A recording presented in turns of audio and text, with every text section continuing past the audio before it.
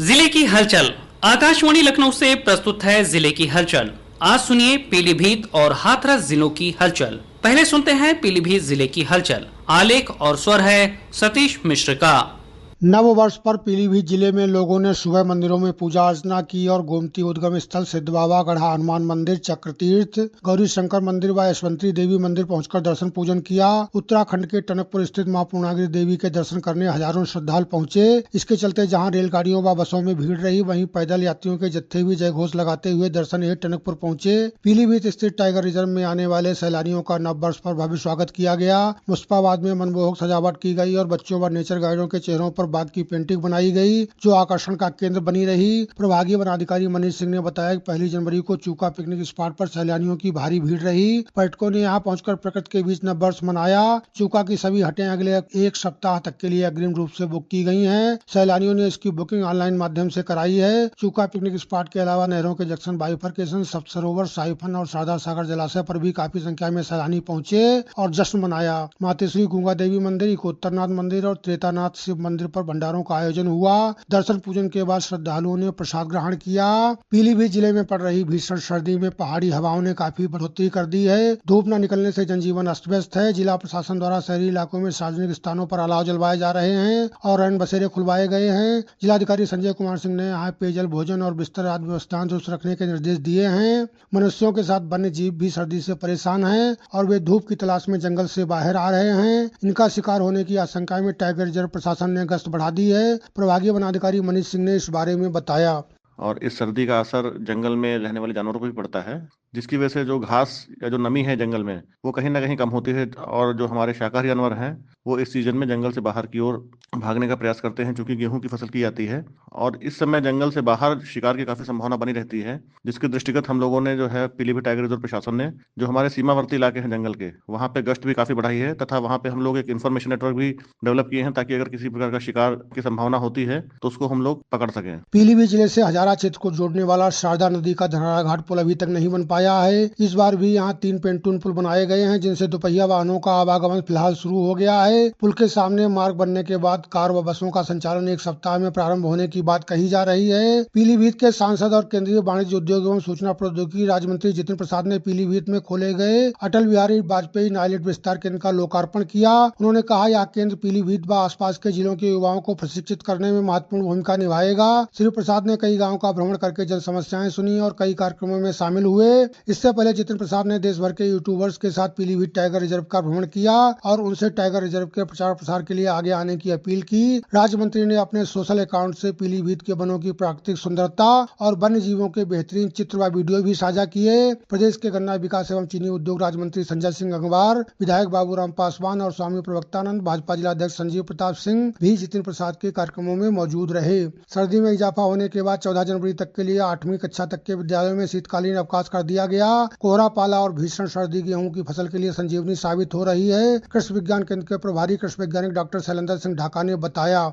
इस समय जनपद में अधिकतम तापक्रम 14-15 एवं न्यूनतम तापक्रम 9 से 10 की रेंज में चल रहा है, जो कि रबी के फसलों के लिए बहुत ही अच्छा है। पिछले दिनों जो 27 और 28 को वर्षा हुई थी, उससे गेहूं की फसल को बहुत अच्छा लाभ मिला है। अब 5 और 6 तारीख को एक पश्चिमी विक्षोभ रहेगा। उसके बाद 7-8 तारीख से फिर से शीतलहर चलने की संभावना है। पीलीभीत और पंजाब प्रांत की पुलिस ने 23 दिसंबर 2024 को पंजाब के गुरदासपुर निवासी वीरेंद्र सिंह उर्फ रवि, प्रताप सिंह उर्फ जसनप्रीत और गुरविंदर सिंह को पूर्णपुर कोतवाली क्षेत्र में हुई एक मुठभेड़ के बाद मार गिराया। पुलिस के अनुसार यह सभी खालिस्तान जिंदाबाद फोर्स के आतंकवादी थे और 18 दिसंबर को गुरदासपुर की बक्सीवाला पुलिस चौकी पर हैंड ग्रेनेड फेंक कर फरार हुए थे। इनके पास से चोरी की एक मोटरसाइकिल और कई स्वचालित विदेशी असलाह बरामद किए गए। पुलिस अधीक्षक अविनाश पांडे ने बताया कि यह तीनों आतंकवादी इंग्लैंड में बैठे 10 लाख के इनामी आतंकवादी कुलवीर सिंह सिद्धू की सह पर यहाँ दहशत फैलाने आए थे। इनकी मंशा नेपाल के रास्ते विदेश भागने की भी थी। पुलिस अधीक्षक ने बताया कि आतंकवादियों के स्थानीय मददगारों की पहचान करने के लिए हर संभव प्रयास किए जा रहे हैं। जनपद की सीमाओं पर सुरक्षा बढ़ा दी गई है और निरंतर चेकिंग अभियान चलाया जा रहा है। कनाडा में बैठे आतंकवादी गुरपतवंत सिंह पन्नू द्वारा मुठभेड़ कांड के बाद धमकी भरा वीडियो जारी करने के बाद पुलिस ने अभियोग पंजीकृत किया है। इससे इन आतंकवादियों के तार विदेश से जुड़े होने की पुष्टि हो गई है। इसके साथ ही केंद्रीय एजेंसियां भी सक्रिय हो गई हैं और उन्होंने पीलीभीत में डेरा डाल दिया है। है। पुलिस के अनुसार मुठभेड़ में मारा गया आतंकवादी गुरविंदर सिंह कुख्यात सरगना पन्नू के गांव का ही रहने वाला है। पुलिस ने आतंकवादियों के एक स्थानीय मददगार के विरुद्ध अभियोग पंजीकृत करके उसे जेल भेज दिया है और उसे रिमांड पर लेने का प्रयास किया जा रहा है। पीलीभीत जिले की हलचल के बाद आइए सुनते हैं हाथरस जिले की हलचल। आलेख और स्वर है राजेश सिंघल का। प्रदेश सरकार में कैबिनेट मंत्री तथा हाथरस जिले की प्रभारी मंत्री बेबी रानी मौर्य जिले का दौरा किया। उन्होंने PWD गेस्ट हाउस पहुंचकर उन्होंने पत्रकारों से बातचीत की। उन्होंने डॉक्टर भीमराव अंबेडकर को लेकर कांग्रेस पर तीखा हमला बोला। कहा कि डॉक्टर भीमराव अंबेडकर को लेकर जो लोग आज हल्ला मचा रहे हैं वे ढोंगी हैं। भारतीय जनता पार्टी ने डॉक्टर भीमराव अंबेडकर को भारत रत्न से सम्मानित किया और उनके सम्मान में पंच तीर्थ स्थल बनाए। आजादी के बाद लंबे समय तक कांग्रेस की सरकार रही, लेकिन उन्होंने बाबा साहब का सम्मान नहीं दिया। उन्होंने कहा कि भाजपा ने डॉक्टर भीमराव अंबेडकर की विरासत को सहेजने का काम किया है। पंच तीर्थ स्थलों के जरिए उनकी स्मृति और योगदान को जन जन तक पहुंचाने का प्रयास किया गया है।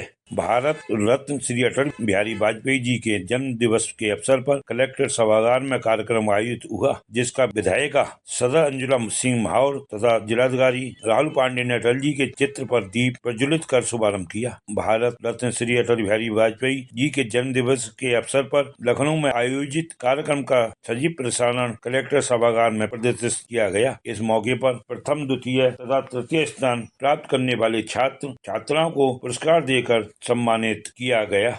सीएम डैशबोर्ड के अंतर्गत विकास कार्यों के असंतोषजनक रैंकिंग से संबंधित विभागों की प्रगति की समीक्षा बैठक कलेक्ट्रेट सभागार में करते हुए जिलाधिकारी राहुल पांडे ने संबंधित अधिकारियों को रैंकिंग में अपेक्षित सुधार लाने के निर्देश दिए। बैठक के दौरान जिलाधिकारी ने सभी संबंधित विभागीय अधिकारियों को प्रतिदिन मॉनिटरिंग करते हुए सीएम डैशबोर्ड पर प्रदर्शित अपने विभागीय योजनाओं इंडिकेटर्स में 100% प्रगति सुनिश्चित करने के निर्देश दिए। इसके साथ ही उन्होंने सभी अधिकारियों को कार्य गुणवत्तापूर्ण एवं समयबद्ध पूर्ण कराने तथा विभागीय लक्ष्यों के सापेक्ष कार्य योजना बनाकर 100% प्रगति सुनिश्चित करने के निर्देश दिए। उन्होंने अधिशासी अभियंता लोक निर्माण विभाग द्वारा कराए जा रहे कार्यों के तहत अवशेष कार्यों को तत्काल गुणवत्तापूर्ण ढंग से पूर्ण कराने के निर्देश दिए। शीत लहर के दृष्टिगत जिलाधिकारी राहुल पांडे ने तहसील सादाबाद में संचालित रैन बसेरा स्थलों अलाव तथा सामुदायिक स्वास्थ्य केंद्र सादाबाद का निरीक्षण कर व्यवस्थाओं का जायजा लेते हुए संबंधित को आवश्यक निर्देश दिए। इस दौरान जिलाधिकारी ने असहाय लोगों को रैन बसेरों में ठहरने और आवश्यक मूलभूत सुविधाओं को दुरुस्त करने के निर्देश दिए। जिलाधिकारी ने निर्देशित करते हुए कहा कि सड़क किनारे रात्रि में सोने वाले असहाय लोगों को रैन बसेरों में ठहराया जाए तथा सार्वजनिक स्थलों एवं चौराहे पर अलाव जलाने के निर्देश दिए। उन्होंने कहा इसमें किसी भी प्रकार की लापरवाही न हो। इससे पश्चात जिलाधिकारी ने सामुदायिक स्वास्थ्य केंद्र सादाबाद का निरीक्षण किया। इस दौरान उन्होंने आपातकालीन कक्ष, लेबर रूम तथा NBSU कक्ष का निरीक्षण किया। तैनात चिकित्सक से वार्ता कर स्वास्थ्य सेवाओं के बारे में जानकारी की। उन्होंने तैनात स्वास्थ्य कर्मियों को अस्पताल में आने वाले मरीजों को बेहतर स्वास्थ्य सेवाएं मुहैया कराने के निर्देश दिए।